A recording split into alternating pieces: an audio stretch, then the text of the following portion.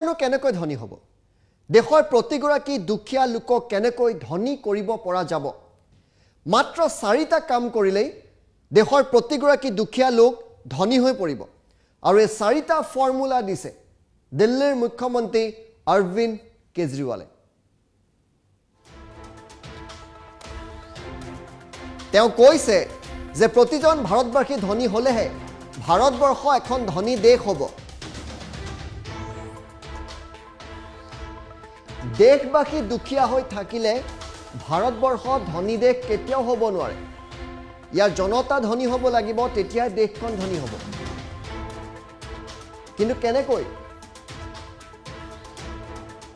প্ৰতিগৰাকী ভাৰতীয়ই ধনী ব্যক্তিলৈ পৰিণত হ'ব লাগিব দুখীয়া কোনো থাকিব নোৱাৰিব মাত্ৰ 5 বছৰৰ ভিতৰত এয়া সম্ভৱ বুলি কৈছে মই প্ৰতিজন দুখীয়া মানুহক ধনী কৰিব খোজো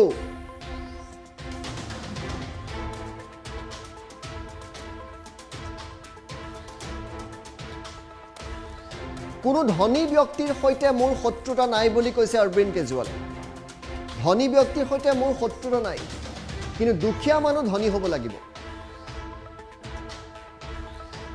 প্ৰতিজন দুখীয়া মানুহ ধনী হোৱাটো মই বিচাৰো বুলি কৈছে অৰবিন্দ কেজৰিৱালে যাৰ বাবে তেওঁ 4টা ফৰ্মুলা দিছে সেই 4টা ফৰ্মুলা আমি তেখেতৰ মুখেৰে শুনাম আপোনালোকক কি বুলি কৈছে তেওঁ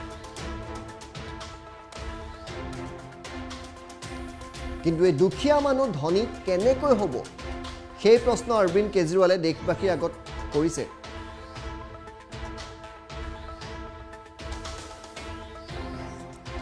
এজন দুখীয়া কৃষক এজন দুখীয়া শ্ৰমিক এজন দুখীয়া ৰঙৰ মিস্ত্ৰীৰ সন্তানক চৰকাৰী বিদ্যালয়লৈ পঢ়িবলৈ পঠিয়ায়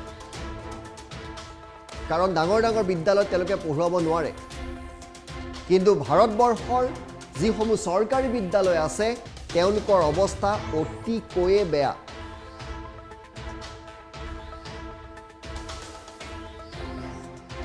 চৰকাৰী বিদ্যালয়ৰ পঢ়া শুনা ভালদৰে নহয় আন্তঃগাঁথনি একেবাৰে নাই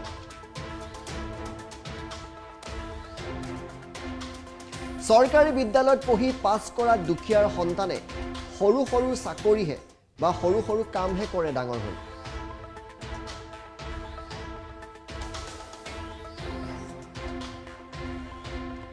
যাৰ ফলত দুখীয়াৰ সন্তান সদায় দুখীয়াই হৈ থাকে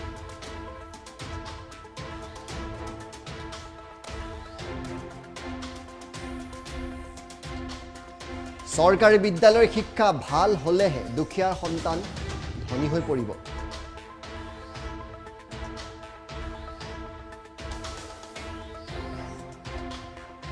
দুখীয়াৰ ল'ৰা ছোৱালী চিকিৎসক হ'ব লাগিব অভিযন্তা হ'ব লাগিব একোজন ভাল ধনী ব্যৱসায়ী হ'বই লাগিব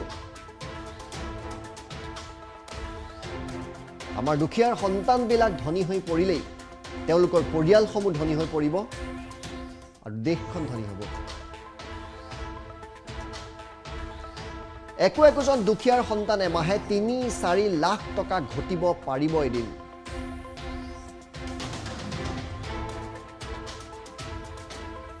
আমাৰ দেশত 17 কোটি ল'ৰা ছোৱালীয়ে চৰকাৰী বিদ্যালয়ত আজিও পঢ়ি আছে 17 কোটি ল'ৰা ছোৱালী চৰকাৰী বিদ্যালয়ত পঢ়ে এই 17 কোটি ল'ৰা ছোৱালীৰ ভৱিষ্যত অন্ধকাৰ বুলি কৈছে অৰবিন্দ কেজৰিৱালে চৰকাৰী বিদ্যালয়ত পঢ়া 17 কোটি ল'ৰা ছোৱালীৰ ভৱিষ্যত অন্ধকাৰ যাৰ হাতত টকা নাই তেওঁলোকৰ সন্তানহে চৰকাৰী বিদ্যালয়ত পঢ়ে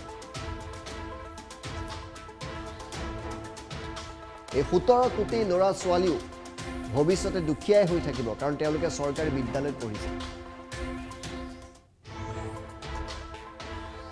চৰকাৰী বিদ্যালয়সমূহ দিল্লীৰ দৰে সুন্দৰ কৰি তুলিব পাৰিলেই দেশখন সলনি হৈ পৰিব দুখীয়াৰ সন্তান ধনী হ'ব আৰু এই 17 কোটি দুখীয়াৰ ল'ৰা ছোৱালী যদি ধনী হৈ পৰে আমাৰ ভাৰতবৰ্ষ সলনি হৈ পৰিব আমেৰিকাই প্ৰতিজন ল'ৰা ছোৱালীক বিনামূলীয়াকৈ শিক্ষা দিয়ে আমেৰিকাৰ নিচিনা দেশে প্ৰতিজন ল'ৰা ছোৱালীক বিনামূলীয়া শিক্ষা দিয়ে কাৰণ আমেৰিকাই প্ৰতিটো শিশু ধনী হোৱাটো বিচাৰে, যাৰ বাবে আমেৰিকাও ধনী। আমেৰিকাৰ প্ৰতিটো শিশুক ভাল শিক্ষা দিয়া বন্ধ কৰি দিলে আমেৰিকাও দুখীয়া হৈ পৰিব।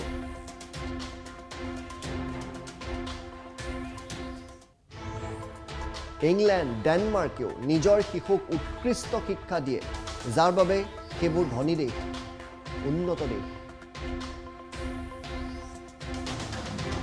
দেশৰ যিসকল কেঁচা শিক্ষক আছে তেওঁলোককো ভাল শিক্ষক ৰূপে আমি গঢ়ি তুলিব লাগিব। নতুন শিক্ষক নিযুক্তি দিব লাগিব। দেশৰ শিক্ষকসকলক উৎকৃষ্ট মানদণ্ডৰ প্ৰশিক্ষণ দিব লাগিব, লাগিলে বিদেশত প্ৰশিক্ষণ দিয়ক।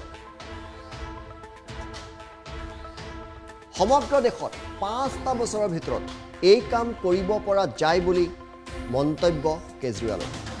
কেজৰিৱালৰে 4টা ফৰ্মুলা আপোনালোকলৈ আগবঢ়াইছোঁ, দুখীয়া কেনেকৈ ধনী হ'ব।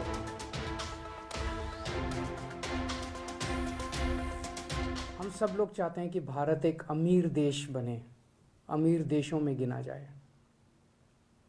भारत अमीर कैसे बनेगा?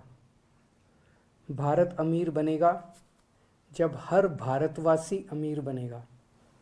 ऐसा तो नहीं हो सकता ना कि भारत तो अमीर देश हो गया और भारत के लोग गरीब रह गए, फिर तो अमीर देश नहीं हो सकता।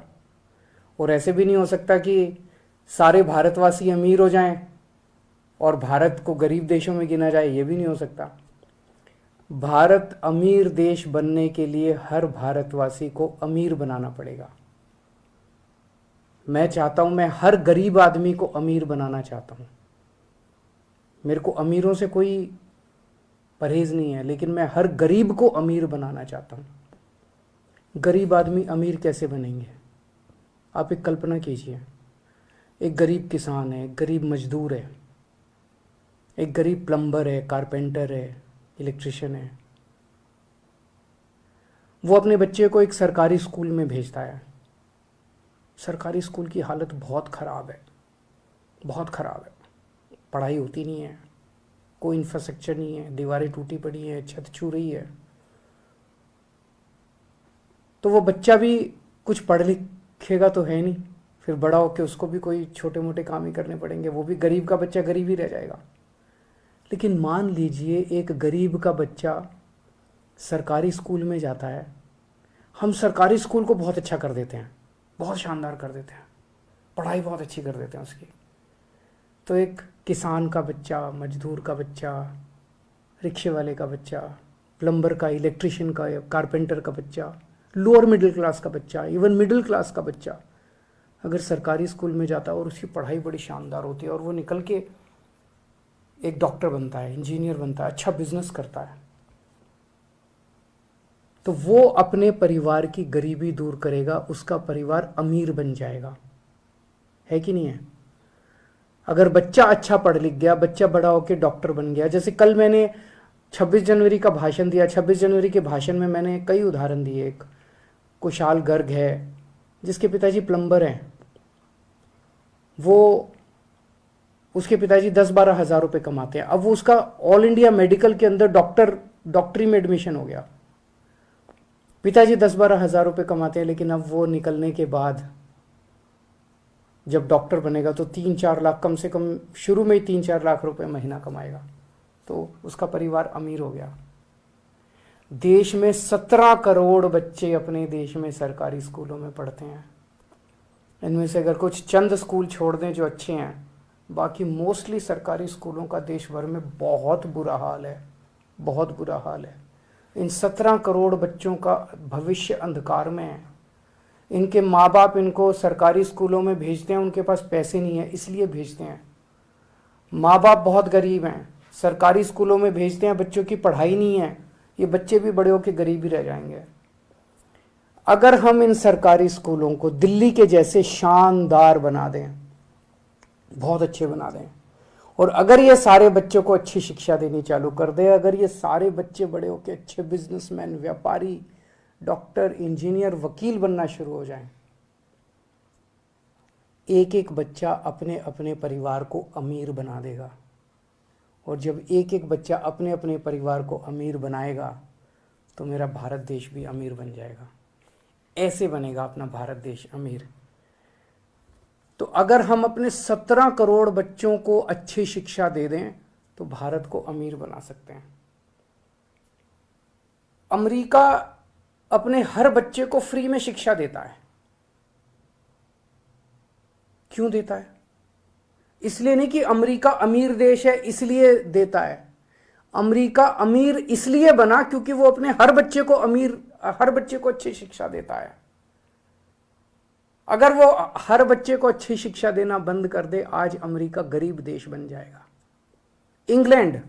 इंग्लैंड अपने हर बच्चे को अच्छी शिक्षा देता है। डेनमार्क अपने हर बच्चे को अच्छी शिक्षा देता है। हर बच्चे को अच्छी शिक्षा देता है इसलिए अमीर है इसलिए अपने बच्चों को अच्छी शिक्षा नहीं देते।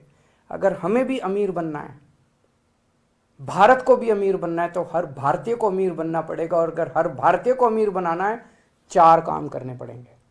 पहला, देश के अंदर जितने सरकारी स्कूल हैं सबको शानदार बनाना पड़ेगा।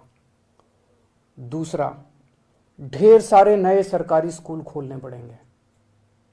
तीसरा, जितने कच्चे टीचर हैं पूरे देश के अंदर सबको पक्का करना पड़ेगा और बहुत बड़े स्तर पे नए टीचरों की भर्ती करनी पड़ेगी।